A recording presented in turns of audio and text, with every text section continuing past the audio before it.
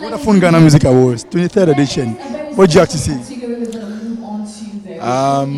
It gets bigger and better every other year, and this year is no exception. And I am hoping to have a good time. I'm here, and then kick back and watch. It's going to be amazing.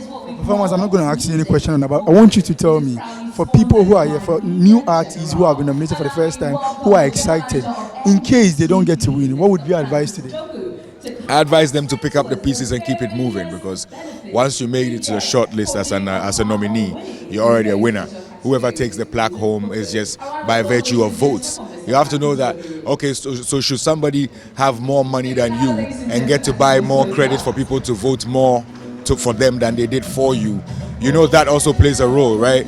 So you don't beat yourself up if somebody wins in this situation. Once you made it to the short list, I think you're a winner already. For somebody who has been in the music industry for some time now, what do you make of our music industry right now? It's growing. It always gets bigger. It's becoming broader. We have more variety than it used to be. So I can only say kudos to the new ones coming up, and they excite us and they make us even want to work more.